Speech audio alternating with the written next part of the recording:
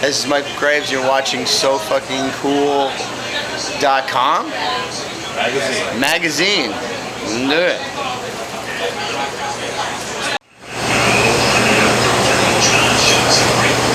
All right, so Fucking Cool here with Michael Graves. How you doing, man? I'm doing well. Thanks for having me on your show. Thank you so much. Tell me about the tour. What's going on here?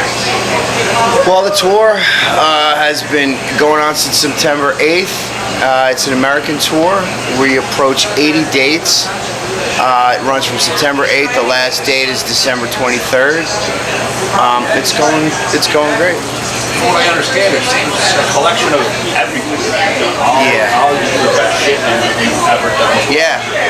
It's a nice montage of everything. There's Misfit stuff in there. Michael Graves music that spans my career, Gotham Road music, and yeah, it's everything. I'm bringing the character back as well. I'm putting my makeup on.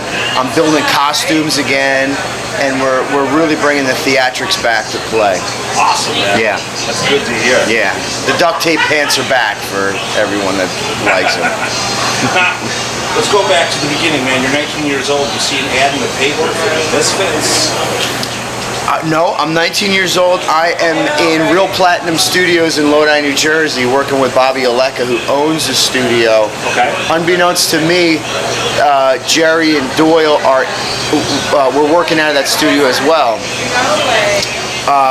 Bobby knew those guys from the Cough Cool days and all through. So I was doing vocal tracks for the demo that I was cutting with my band. Right. And Bobby says to me, there's this band called the Misfits. They're trying to get back together. They're looking for a singer. Why don't you give them a call and go up and audition? Maybe something will come of it. So I called Jerry. I got Jerry's number from Bobby. I called Jerry and I scheduled a rehearsal, an audition. Fucking awesome, man. Yeah. And you were with them for some of the most iconic parts of their career. I mean, from the movie times with Big Money Hustlers. Right. The WCW wrestling days, right. I mean, right.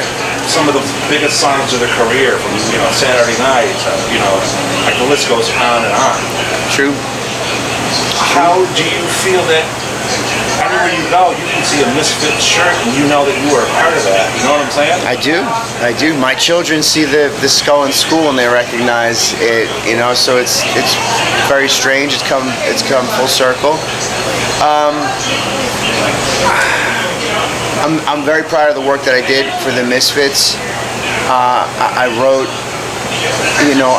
the songs that people are familiar with, the bulk of the material that you hear and love, and it's just an honor. I always wanted to be a singer, a songwriter, and artist, and to have the opportunity to channel and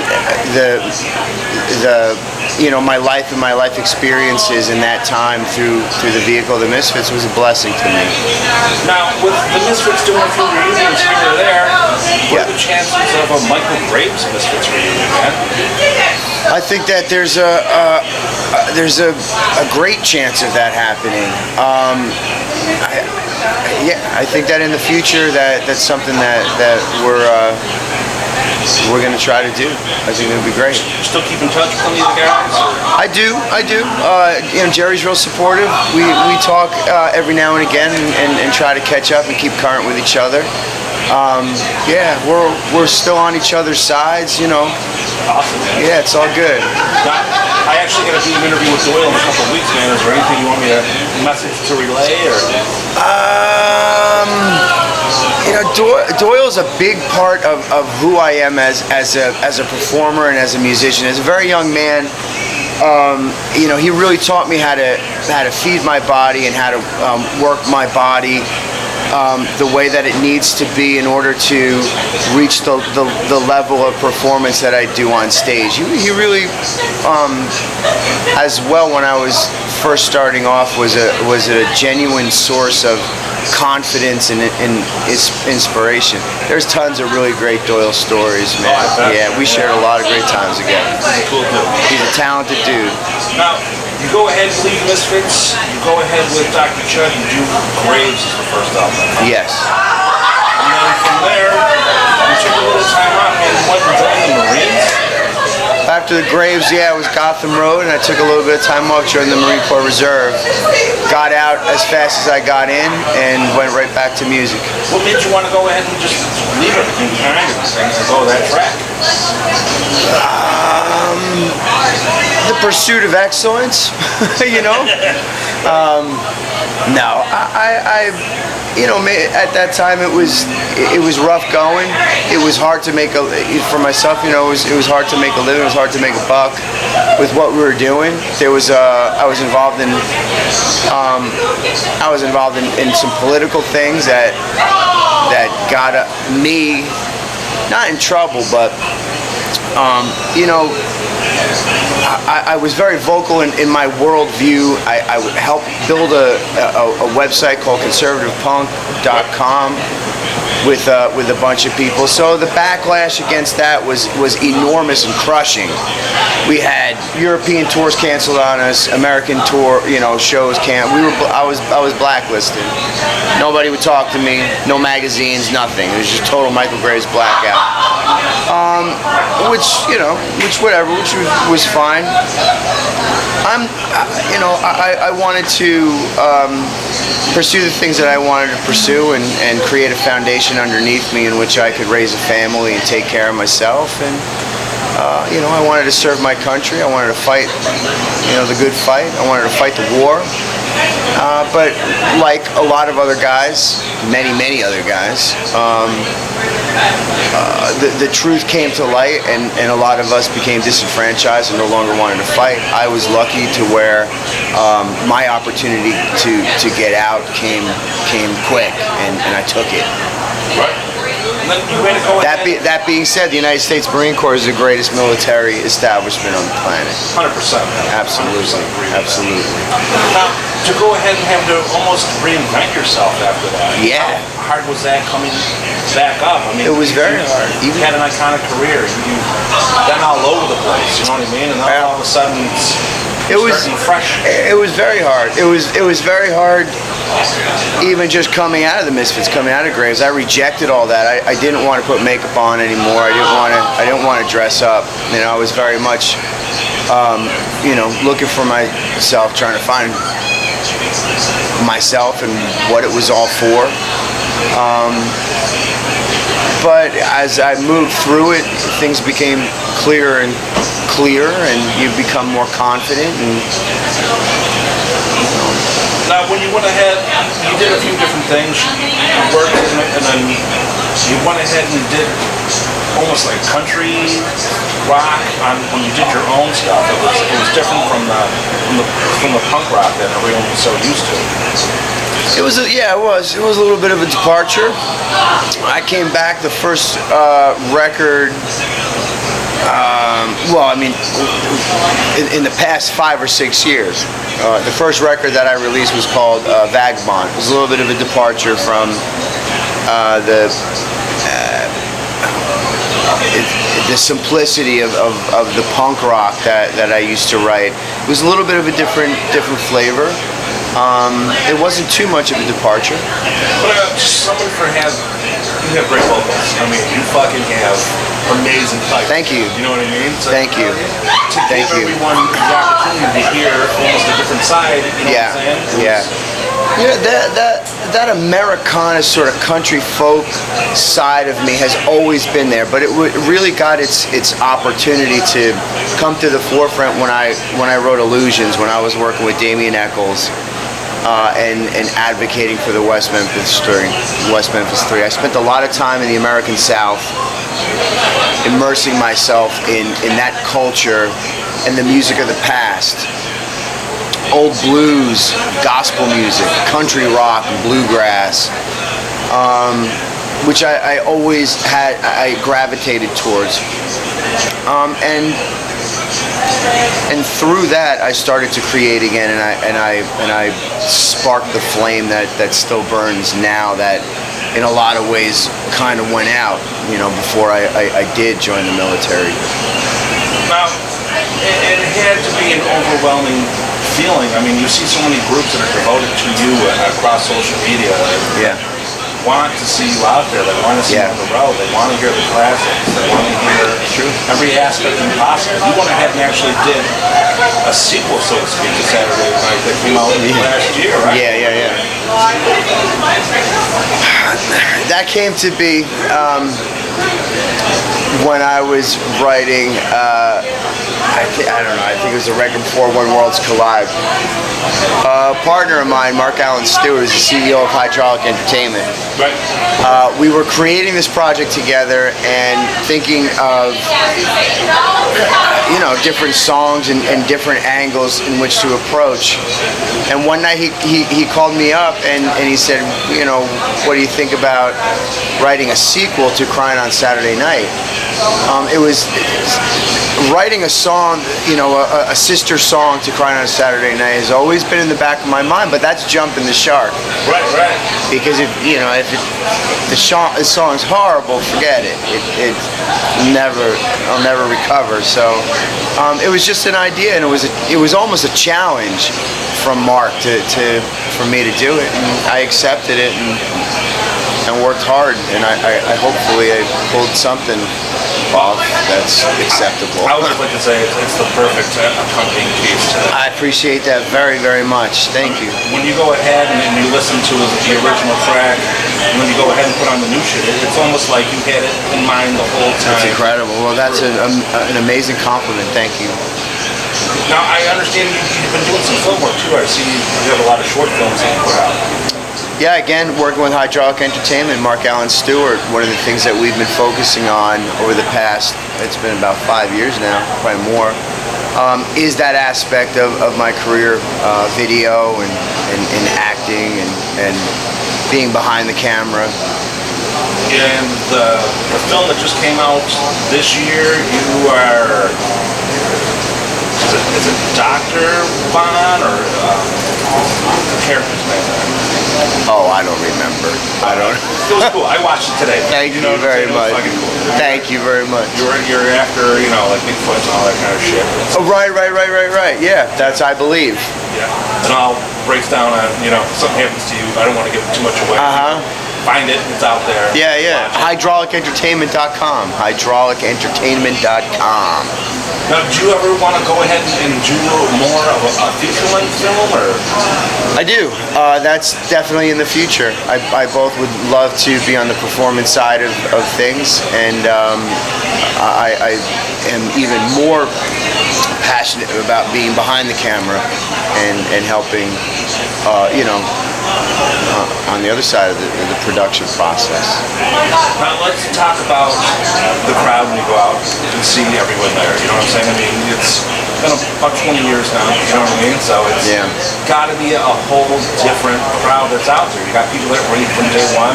Yeah. You got people that were turned on from their older brothers, sisters, parents, whatever it may be. So Parents, it's got to be a whole different age group that's fucking coming out to check you out. Yeah. I've met. Yeah, man. I've met people that came to see us, the Misfits, many years ago, who are now have children that bring their children to the shows to see me. Yeah, it's very different. It's amazing to see the generations that have come about. I meet a lot of young people. Yeah, for sure. I mean, like I said, you're one of the most iconic bands of all time. Thank you. Part of pop culture. Thank you. It's crazy. We're approaching a time in my life and my career that there's kids that I'm meeting that are into the music that I've made that weren't even alive. Exactly, man. When that music was, created and released. Damn. That's nothing makes you feel older than saying, that's crazy. Born when that fucking song came out. It's amazing. It's amazing. It's good for you, man. I'm glad to see things are going around back in full circle for you. I think so. It feels like my organization, my team, we have a lot of momentum behind us. We're real focused. We're all in the right mindset. We're all healthy and motivated and we're killing it. Now, you mentioned you're putting the paint back on. You're going ahead and doing theatrics. Yeah. What is that like to go ahead and do through that process once again? I mean, it's fun. You know, it's a lot of fun to do. I really see the reaction from it. To me, sometimes I lose objectivity because it's me and I've been doing it for so long, and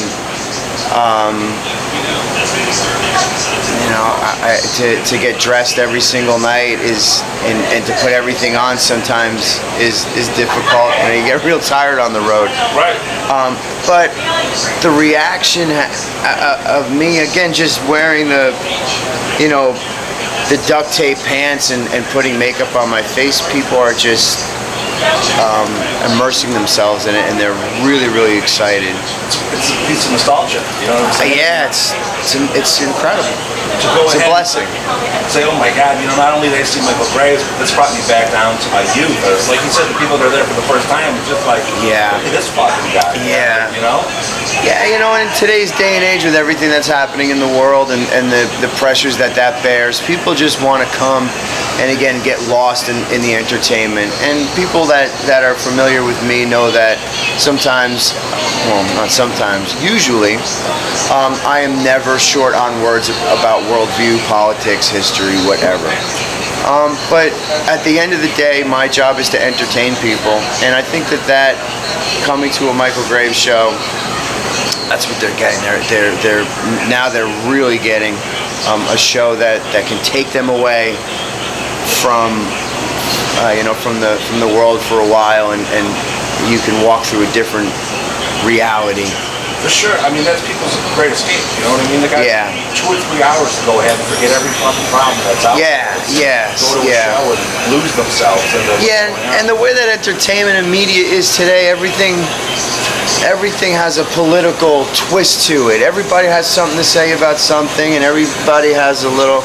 And I'm not being hypocritical, but I'm really trying to again focus on the show and the music and whatever that does for the fans, whatever that does for the people that the music affects is fine, and it's just about coming together at a Michale Graves show. Awesome. But that's good to hear too. Sometimes people get alienated when they go ahead and speak a certain political Yeah. that's on there. You know what I mean? Yeah. I mean, look at fucking Eminem from last night. Like the shit that people telling his fans, don't listen to me if you're for Trump. You know what I mean? It's like fucking, what the fuck is that? You know what I mean? It's divisive. That's what it is. It's divisive, and it's ignorant, and it's not doing anything to help young kids and anybody, especially again in when you take everything into consideration about what's happening in our world and in our country today. We don't need prominent figures like Eminem, in my opinion, adding to the vitriol that's out there and being ignorant about it. I agree 100%. I mean, the youth today, they have no idea what to do or say because somebody important to them, so they thought is going to go ahead and shoot an idea down to them. I mean, you see kids that are kneeling for the Pledge of Allegiance because they watch it on a Sunday football game. You know what I mean? And they're doing that in our fucking school. Yeah. Doesn't make sense, man. You know what I mean? To me, it does make sense because I won't get too deep in the woods, in the weeds, but I it's all part of a. It's all part of a process to do exactly what it's doing, and that's to balkanize everybody and to separate us into groups so that we all fight with each other. Because it's a lot easier to cull the herd, and it's a lot easier to control all of us and take over our minds. And that's why music and arts and entertainment are very important as a way to free our minds and free ourselves from the bonds that the powers that be are trying to and are attaching to us. Right. Now, one of the last things I want to talk to you about is we mentioned that a concert is an escape. It's an opportunity to get away from life. Yes. For the tragedy that happens in Las Vegas, is it harder on you as an artist to go ahead and continue to do that shit? I mean, I remember when it happened in Paris, and bands were pulling out. They're like, I'm not playing Paris, I'm not doing UK. It happened in their own fucking backyard, man. Do you say, hey, I'm not going to play America right now? No. I will. I'll never back down when it comes to America. You know, our senses are heightened. Certainly, people know what side of the fence I'm on, and so that really does raise the danger level. Go out and with Gotham Road, there was real trouble that came our way, and now jump forward to what's happening now. True violence, whether it's Antifa or the militant left.